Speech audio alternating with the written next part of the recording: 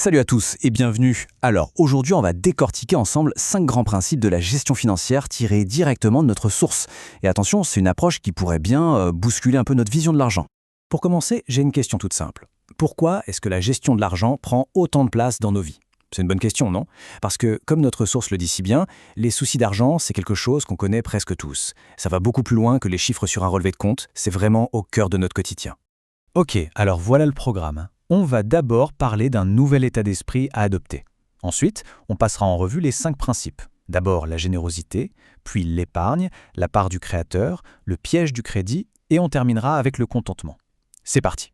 Bon, on entre dans le vif du sujet. Le point de départ de tout ça, c'est un vrai changement de perspective. La source est super claire là-dessus. Pour bien gérer ses finances, il faut d'abord changer sa façon de penser. L'idée, ce n'est pas tant de posséder, mais de savoir gérer. Et ce mot-clé, c'est la gestion. Qu'est-ce que ça veut dire ? Eh bien, c'est l'idée qu'on est un peu comme des gérants. On nous a confié des ressources, et notre job, c'est de les utiliser de manière sage et responsable. C'est vraiment la fondation de tout ce qui va suivre. Allez, premier principe, et celui-là, je vous préviens, il est un peu à contre-courant. La source nous dit que la route vers le bonheur, ce n'est pas d'amasser toujours plus d'argent. Non, c'est quelque chose de complètement différent. Regardez ce contraste, c'est frappant. D'un côté, on a la croyance populaire. J'accumule, donc je suis heureux. Et de l'autre, ce que dit la source, le vrai bonheur, on le trouve quand on devient un distributeur de ressources, pas juste quelqu'un qui les garde pour soi. C'est un sacré changement de vision quand on y pense. Et cette citation, elle résume tout parfaitement. En gros, le bonheur, le vrai, il vient quand on donne, sans rien attendre en retour, surtout à ceux qui ne peuvent pas nous le rendre. L'acte de donner est en soi la récompense. C'est puissant. On passe au deuxième principe, l'épargne. Et là, attention aux idées reçues. Parfois, on voit ça comme de l'avarice, mais pas du tout selon notre source. C'est au contraire une preuve de sagesse, de prévoyance. C'est tout simplement une façon responsable de voir l'avenir. Pour illustrer ça, la source prend l'exemple de la fourmi. C'est une image tirée des proverbes. Pensez-y, la fourmi, elle passe son été à faire des provisions pour l'hiver. Elle amasse quand c'est l'abondance pour se préparer au temps plus difficile. C'est l'exemple parfait de la gestion intelligente. Et cette distinction est très claire. D'un côté, la personne sage a des réserves, des trésors de côté. De l'autre, l'insensé, lui, dilapide tout de suite. Donc l'épargne, ici, c'est vraiment présenté comme un signe de sagesse, tout simplement. Principe numéro 3.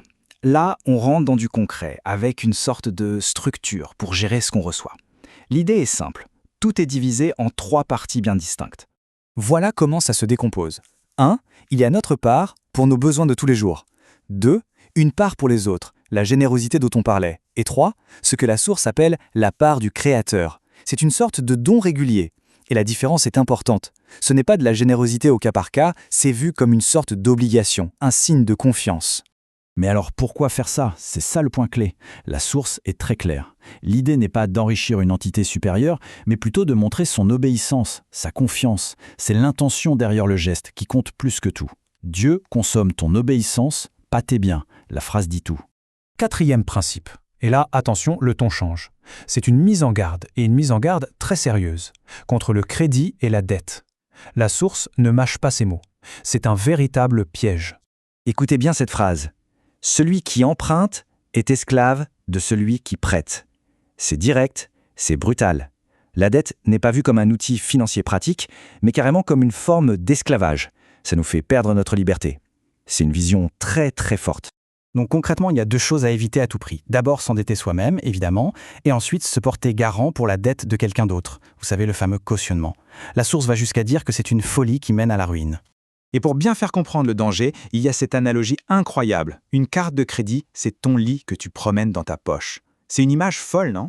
Ça veut dire que chaque fois qu'on utilise le crédit, on met en jeu notre sécurité la plus fondamentale, notre foyer, notre lit. Ça fait vraiment réfléchir avant de dégainer la carte. On arrive au 5e et dernier principe, et pour moi c'est peut-être le plus important de tous. L'idée c'est que la vraie richesse, la vraie de vraie, elle ne se trouve pas sur un compte en banque. C'est un état d'esprit, c'est quelque chose qui se passe à l'intérieur. Et cet état d'esprit, c'est le contentement. Comme le dit cette citation, « J'ai appris à être content de l'état où je me trouve ». C'est cette capacité à être bien, à être en paix, peu importe la situation, qu'on ait beaucoup ou qu'on ait peu, dans les bons comme dans les mauvais moments. Et la source va même plus loin en donnant une définition de ce qui est suffisant. Si on a de quoi manger et de quoi se vêtir, on devrait pouvoir être content. C'est une idée radicale aujourd'hui, mais c'est ça la clé pour sortir de cette course sans fin où on veut toujours plus. Ok, Pour résumer tout ça, on peut tirer 2 grandes leçons finales de ces 5 principes. 2 idées sur ce qui a de la vraie valeur et sur le but de la vie. La première leçon, c'est de savoir où se trouve la vraie valeur. Et la réponse est claire. Elle n'est pas dans nos possessions, elle est dans notre caractère. La valeur d'une personne, c'est qui elle est, pas ce qu'elle a. Et la deuxième grande idée, c'est que le but de la vie, ce n'est tout simplement pas de gagner de l'argent. Ce n'est pas l'objectif final. On vit pour quelque chose de plus grand, qui, dans le contexte de cette source, est de rendre gloire au Créateur. Et on va finir là-dessus avec une question qui, je pense, mérite qu'on s'y attarde. Après tout ça, on peut vraiment se demander, et si la vraie richesse, ce n'était pas un chiffre sur un compte? Et si c'était juste un état d'esprit? Si le vrai succès financier, c'était moins ce qu'on possède que la façon dont on le gère, et la paix qu'on arrive à trouver avec ça?